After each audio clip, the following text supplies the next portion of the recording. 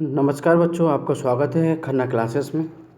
आज हम पढ़ने जा रहे हैं सामाजिक विज्ञान कक्षा 10 में जो पहला अध्याय है उसमें आज हमारी दूसरी क्लास है। दोस्तों बच्चों, जो आपको ये 2 नंबर दिख रहा है लिखा हुआ, ऐसे हर वीडियो क्लास के थंबनेल के ऊपर, थंबनेल माने पोस्टर माने उसके ऊपर ऐसे 2 नंबर, 3 नंबर, 4 नंबर, 5 नंबर लिखा होगा और अध्याय लिखा चलेगा साथ साथ में। तो अध्याय समझिए कि हम अध्याय को पढ़ रहे हैं, उसमें ये कौन से नंबर का वीडियो है, ये दूसरे नंबर का वीडियो है। यानी आपको अध्याय 1 के 1 number, 2 number, 3 number, 4 number, 5 number इस तरह से पढ़ इस जो ये नंबर है इसके अकॉर्डिंग ही हम वो बताने वाले हैं, वीडियो बनाने वाले हैं। तो आप इस नंबर के हिसाब से पढ़ते जाइए। 1 नंबर वीडियो देखिए, उसके बाद 2 नंबर देखिए, फिर 3 नंबर, 4, 5, 6 ऐसे सो एंड सो ऑन देखते रहिए। पूरा सिलेबस कंप्लीट हो जाएगा। आज अध्याय फर्स्ट का जो मृदा टॉपिक है, मृदा के बारे में पढ़ेंगे। उसके हम बनावट देखेंगे, प्रकार, वितरण और संरक्षण। ठीक है, चलिए चालू करते हैं आगे क्लास। मृदा मृदा क्या है आप सब जानते हैं, लेकिन देखिए मृदा के बारे में पढ़ते हैं। क्या लिखा है कि मृदा किसान की अमूल्य संपदा है। हमारे देश के आर्थिक विकास का प्रमुख आधार मिट्टी या मृदा है। अमेरिकी मिट्टी विशेषज्ञ डॉक्टर बेनेट के अनुसार उन्होंने बोला है कि मृदा भूपृष्ठ पर मिलने वाली असंगठित पदार्थों की वह ऊपरी परत है जो मूल चट्टानों अथवा वनस्पति के योग से बनती है। धरातल के अधिकतर भाग पर मृदा पाई जाती है। यह मूल चट्टानों और जैव पदार्थों का सम्मिश्रण है जिसमें उपयुक्त जलवायु होने पर नाना प्रकार की वनस्पतियाँ उगती हैं।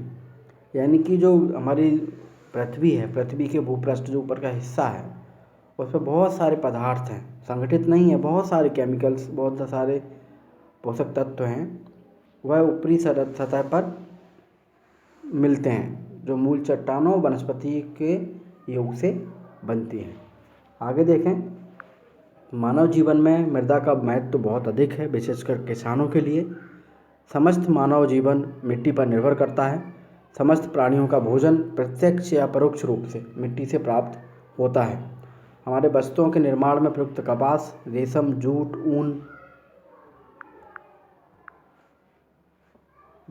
ऊन प्रत्यक्ष या परोक्ष रूप से हमें मिट्टी से ही मिलता है। जैसे भेड़ मिट्टी पर उगी घास खाती है, वो हमें ऊन देती है। जैसे भेड़ है, मिट्टी होगी तो वहाँ घास होगी, वो खाएगी, उससे हमको ऊन मिलेगा। रेशम के कीड़े वनस्पति पर जाते हैं। रेशम के जो कीड़े हैं वो वनस्पति पर जीते रहते हैं, जहाँ से हमको रेशम मिलता है। जो वनस्पति है वो मिट्टी पर उगती है। भारत में लाखों घर मिट्टी के बने हुए हैं। हमारा पशुपालन उद्योग, कृषि, वनोद्योग मिट्टी पर आधारित है। इस प्रकार मिट्टी हमारे जीवन का प्रमुख आधार हो जाता है। विक्लॉक्स के अनुसार मानव सभ्यता का इतिहास मिट्टी का इतिहास है और प्रत्येक व्यक्ति की शिक्षा मिट्टी से ही प्रारंभ होती है। अब देखते हैं मृदा का निर्माण कब हुआ। मृदा का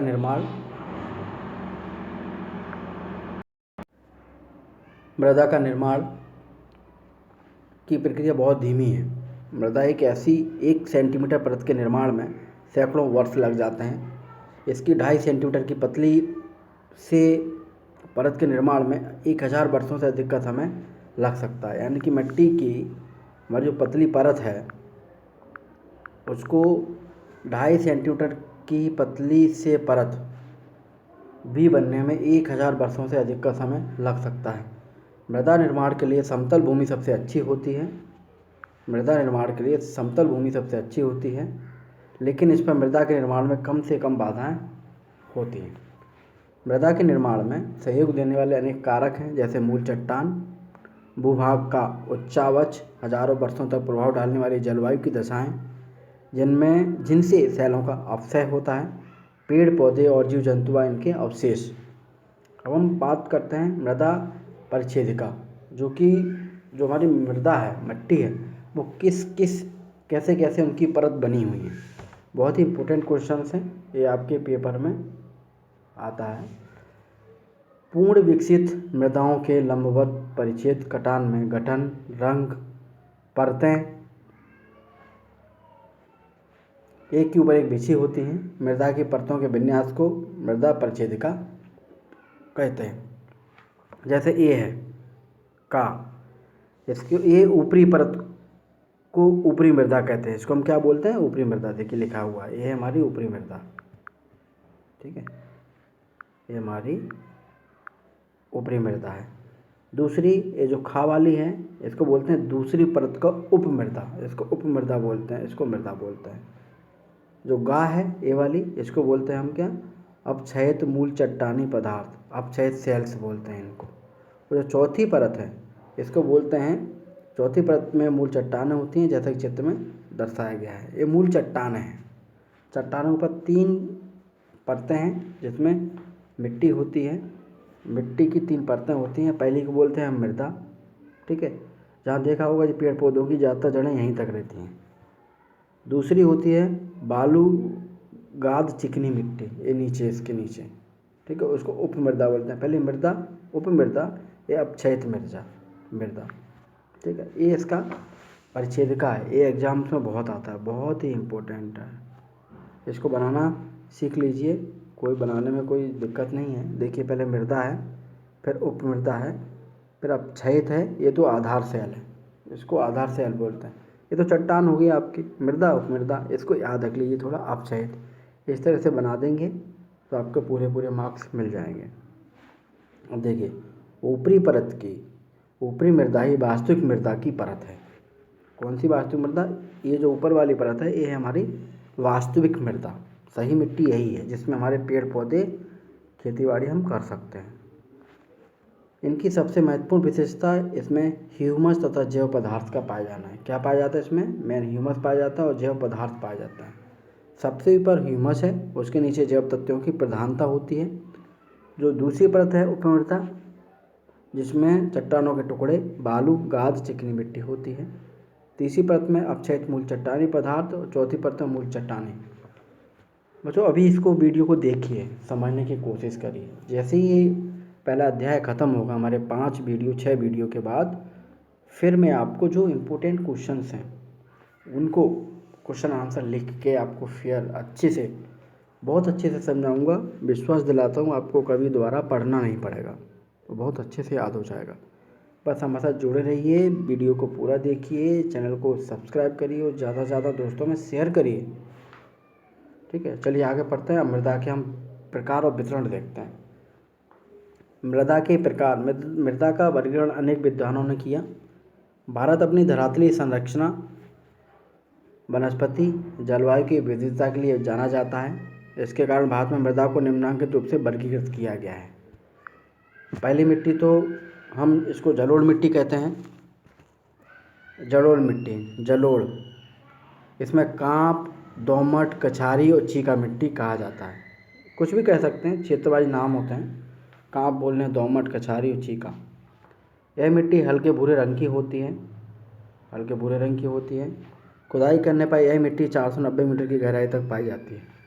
490 500 मीटर तक यह मिट्टी जलोढ़ मिट्टी मिलेगी। इस मिट्टी में नाइट्रोजन, फॉस्फोरस, वनस्पति अंशों की कमी, परंतु पोटास और चूना पर्याप्त मात्रा में पाया जाता है। क्या क्या पाया जाता है? पोटास और चूना। भारत में यह मिट्टी हिमालय से निकलने वाली 3 बड़ी नदियों सतलज, गंगा और ब्रह्मपुत्र और उनकी सहायक नदियों द्वारा बहाकर लाई गई कांप मिट्टी से निर्मित होती है। मिट्टी के इन बारीक कणों को जलोढ़ कहते हैं। इस मिट्टी में विभिन्न मात्रा में रेत, गाद और चीका मिट्टी मिली होती है। भारत के काफ़ी बड़े क्षेत्र में पाए जाने के कारण यह मिट्टी बहुत महत्वपूर्ण है। इसके अंतर्गत देश का 40% जलोढ़ मिट्टी, कितने देश के 40% हिस्से में है जलोढ़ मिट्टी। ये 500 मीटर गहराई तक पाई जाती है। जो नदियां हैं हिमालय से बह के आई हैं, उनके साथ ये मिट्टी ज़्यादातर आती है। मेन बात ये है, यह मिट्टी ऊपर से इसकी मेन बात है कि इसमें पोटास भरपूर मात्रा में पाया जाता है, चूना भरपूर मात्रा में पाया जाता है। ठीक है, ये कुछ 5 बातें बहुत इंपॉर्टेंट पॉइंट हैं। जब मैं क्वेश्चन आंसर लिखूंगा तो आपको एक शॉर्ट नोट दूंगा, अभी आप समझिए इन चीज़ों को। भारत के काफ़ी बड़े क्षेत्रों में पाई जाने वाली मिट्टी महत्वपूर्ण है। इसके अंतर्गत 40% हिस्सा है, यहाँ तक हम आ गए थे। यह मिट्टी हिमालय से निकलने वाली सतलज, गंगा, ब्रह्मपुत्र और उनकी सहायक नदियों की द्रोणी में स्थित पंजाब, हरियाणा, उत्तर प्रदेश, उत्तराखंड, बिहार, पश्चिम बंगाल, असम, मेघालय और उत्तरी पूर्वी राजस्थान में मिलती है। इसके अतिरिक्त दक्षिण भारत में गोदावरी, कृष्णा, कावेरी नदियों के डेल्टाई भागों, पूर्वी और पश्चिमी समुद्री तटीय मैदानों, नर्मदा और ताप्ती नदियों की घाटियों में भी सामान्य रूप से मिलती है। ठीक है, ये हो गया जलोढ़ मिट्टी के बारे में। अब हम बात करते हैं काली मिट्टी के बारे में। काली मिट्टी दूसरे नंबर की मिट्टी, इस मिट्टी को रेंगड़ या कपास वाली मिट्टी कहते हैं। इसका रंग गहरा काला और कणों की बनावट बारीक घनी होती है। देखिए, जो जलोढ़ मिट्टी थी वो हल्की भूरे रंग की थी। ठीक है, काली मिट्टी काले रंग की है। इसमें अधिक देर तक नल, जल और नमी ठहर सकती है।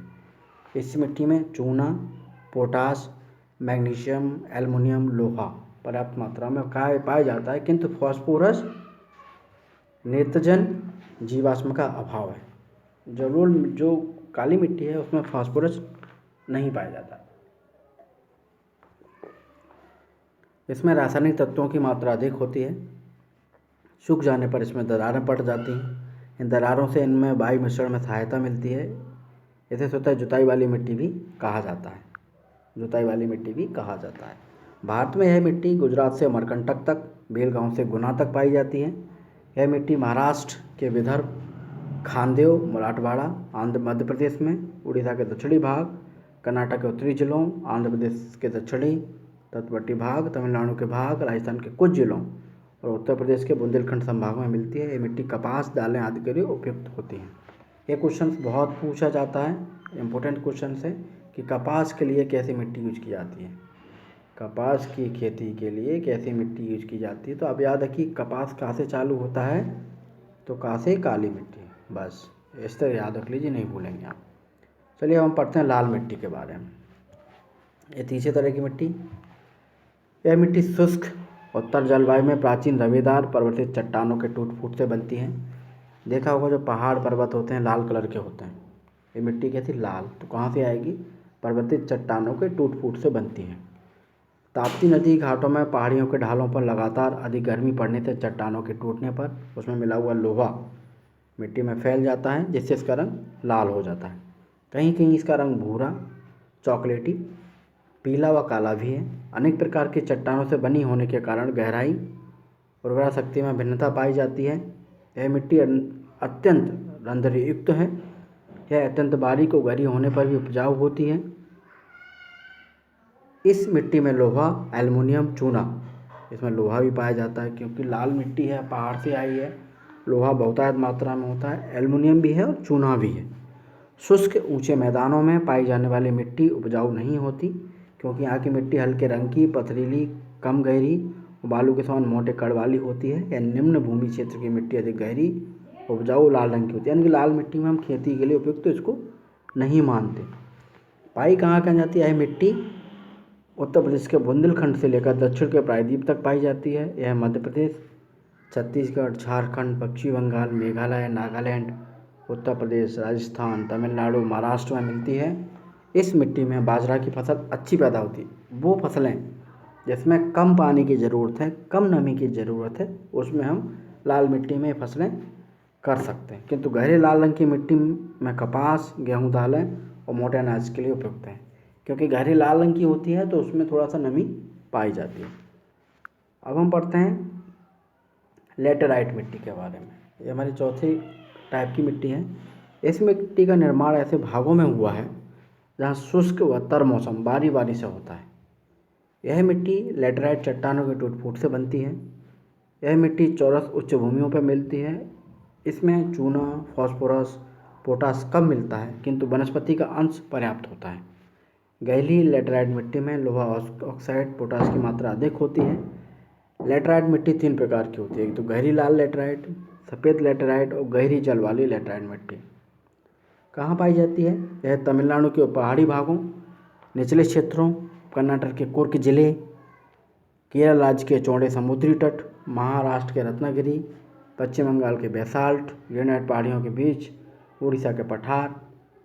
यह मिट्टी चावल, कपास, गेहूँ, दाल, मोटे अनाज, सिनकोना, चाय, कहवा आदि फसलों के लिए उपयुक्त होती हैं। दोस्तों बच्चों देखिए सिलेबस में दिया है तो हमको पढ़ना पड़ेगा और बहुत अच्छा है, हमको अपने आसपास का ज्ञान होना चाहिए। लेकिन जो इम्पोर्टेंट क्वेश्चन हैं मैं बताऊंगा ज़रूर आपको बाद में, सारे क्वेश्चन सॉल्व कराऊंगा, तो आप अभी ध्यान से पढ़ते रहिए। ठीक है, अब हम पढ़ते हैं मरुस्थलीय मिट्टी के बारे में। यह बालू प्रधान मिट्टी है। मरुस्थलीय माने रेता ही रेता, मरुस्थल राजस्थान वाला, रेगिस्तान आ गया। तो बालू होता है, रेत होता है, तो मरुस्थलीय जो मिट्टी होती है वो बालू प्रधान मिट्टी है, जिसमें बालू के कण मोटे होते हैं। यह मिट्टी दक्षिण पश्चिमी मानसून द्वारा कच्छ के रन की ओर उड़कर भारत के पश्चिमी शुष्क प्रदेश में जमा हुई। इसमें खनिज नमक अधिक मात्रा में पाया जाता है। मरुस्थलीय मिट्टी में नमी कम रहती है, वनस्पति के अंश भी कम पाए जाते हैं, किंतु सिंचाई करने पर यह उपजाऊ हो जाती है। यह मिट्टी में गेहूँ, गन्ना, कपास, ज्वार, बाजरा, सब्जियां आदि पैदा की जाती हैं। सिंचाई की सुविधा उपलब्ध न होने पर यह बंजर पड़ी रहती है। इस प्रकार की मिट्टी शुष्क प्रदेशों में विशेषकर पश्चिमी राजस्थान, गुजरात, दक्षिणी पंजाब, दक्षिणी हरियाणा और पश्चिमी उत्तर प्रदेश में मिलती है। ठीक है, अब देखते हैं मिट्टियों का ये एक ग्राफ दिया है, कौन सी मिट्टी कहाँ कहाँ है, बहुत अच्छा समझने में मज़ा आएगा। देखो ये इस कलर का दिख रहा है आपको, बैंगनी कलर, ये है हमारी वन व पर्वतीय मिट्टी। तो ये देखा होगा यहाँ पे पर्वत ज़्यादा है, पर्वत पहाड़ वाला क्षेत्र है, तो यहाँ ये मिट्टी पाई जाती है। ये जो क्षेत्र है ये काली मिट्टी है, यहाँ कपास होगा, यानी कि नमी बहुत रहती है, कपास दालें आलें उगाई जा सकती हैं। ठीक है, ये जो पीला पीला है उसको बोलते हैं हम कांप मिट्टी। कांप मिट्टी कौन सी है, देखो बताते हैं आपको। ये है कांप मिट्टी, ये जो ज़्यादा ग्रीन ग्रीन कर रहा हूँ ना, ये कांप मिट्टी है। ये कांप मिट्टी यहाँ क्यों, क्योंकि यहाँ पे नदियाँ बह रही हैं। ये जो पर्वतीय क्षेत्रों जो नदियों में जो मिट्टी आती है ना, उसको हम कांप मिट्टी बोलते हैं, कांप। ठीक है, तो ये सतलज गंगा यहीं से निकली हुई हैं, और यहाँ पे कावेरी गोदावरी निकली हुई है। ठीक है, यहाँ पे क्योंकि यहाँ पे यमुना पहुँच गई है, यमुना नहीं, यहाँ पे नर्मदा जी पहुँच गई, इसलिए ये कांप मिट्टी है। ठीक है, लाल मिट्टी की बात करें तो ये लाल मिट्टी है, क्योंकि यहाँ पर्वत है, ये पर्वतों से मिट्टी बनी हुई है। तो इस तरह से ये मिट्टी वाइज हिंदुस्तान का विभाजन है, आपको समझना चाहिए आप। ठीक है, चलिए चलते हैं, आप पर्वतीय मिट्टी की बात कर लें थोड़ा सा।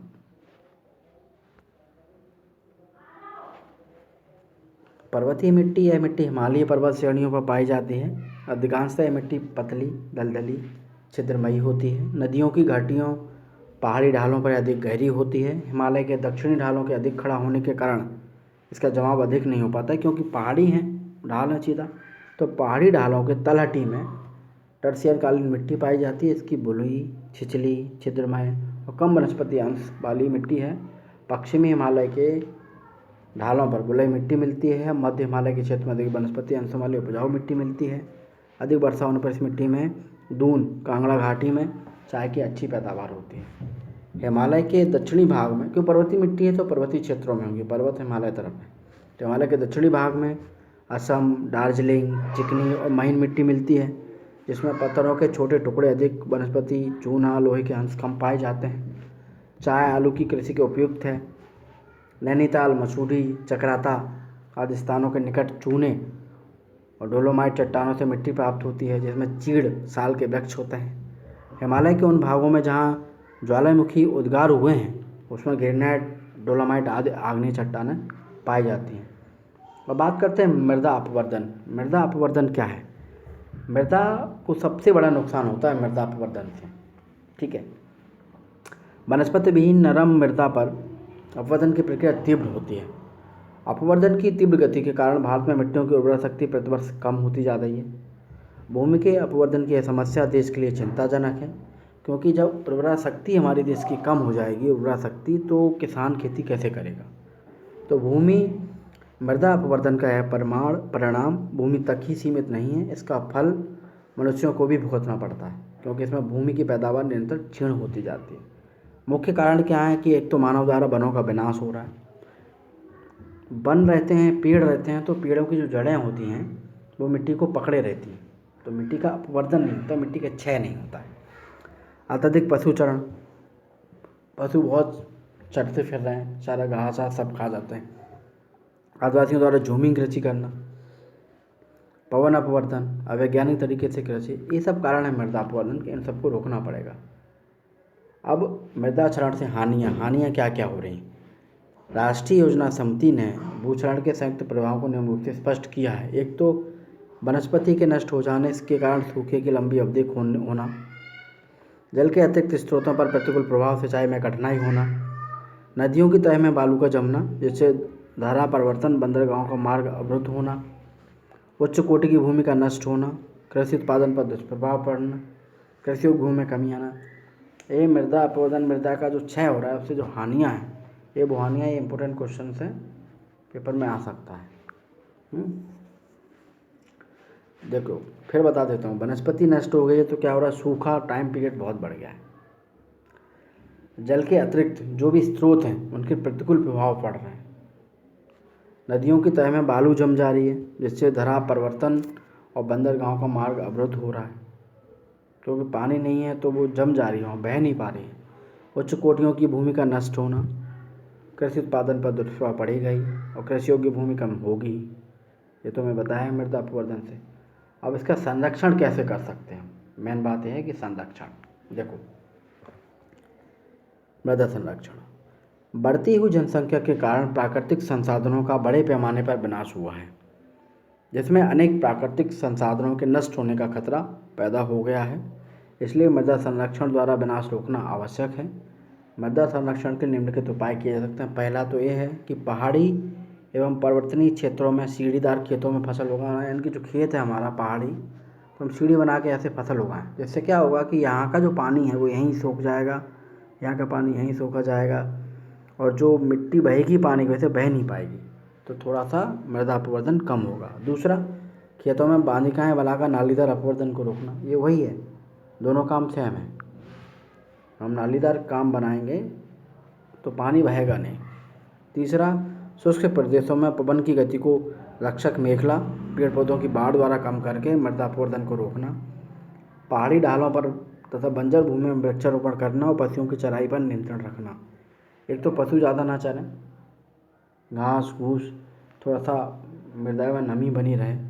दूसरा, पेड़ों की बाड़ लगाएं। क्या होता है, कई जगह इतनी तेज़ हवाएं चलती हैं, जैसे रेगिस्तान में रेत उड़ के दूसरे का इकट्ठा हो जाता है, उसी तरह हमारी ज़मीन मिट्टी भी उड़ के इकट्ठी हो जाती है, उससे भी मृदा का क्षय होता है। अगला है कि पर्वतीय ढालों और उच्च नीचे क्षेत्रों में बहते हुए जल का संग्रहण करना। जो पहाड़ी क्षेत्र हैं वहाँ से पानी बह रहा है तो मिट्टी को साथ में बहा लाते हैं, उसको रोकना है। पानी को रोक लेंगे, मिट्टी भी रुक जाएगी और वहाँ नमी भी बनी रहेगी। दूसरा, ग्रामीण क्षेत्रों में चारागाहों का विकास करना, है ना, जो चारा मिले जहाँ से अच्छे से किसानों को, वो चीज़ों का निर्माण करना जिससे कि ज़्यादा पशु चराई ना करें। तो दोस्तों ये था आज मृदा का टॉपिक। ज़्यादा से ज़्यादा चैनल को सब्सक्राइब करिए। आज हमारे दूसरे नंबर का वीडियो था, दूसरी क्लास थी। कल हम तीसरी क्लास जल के ऊपर लेकर आएंगे। बिल्कुल जो आपका विषय वस्तु दी है पुस्तक में, जिस प्रकार से अध्याय दिए हैं उसी प्रकार से हम ख़त्म करेंगे और बहुत अच्छे से ख़त्म करने वाले हैं। और जो इम्पोर्टेंट क्वेश्चन हैं वो भी बताएंगे एग्ज़ाम पर आके, तो हम आपको बिल्कुल कंठस्थ करा देंगे। आप सब जुड़े रहिए और ज़्यादा से ज़्यादा चैनल को शेयर करिए, सब्सक्राइब करिए। जब बहुत लोग जुड़ेंगे, आप मदद करेंगे, लोगों को जोड़ेंगे, तो हमारा उत्साहवर्धन होगा, तो फिर मेहनत करेंगे और अच्छे से और भी विषयों की क्लास लेकर आने की कोशिश करेंगे। चलिए, इस क्लास के साथ आपका बहुत बहुत धन्यवाद।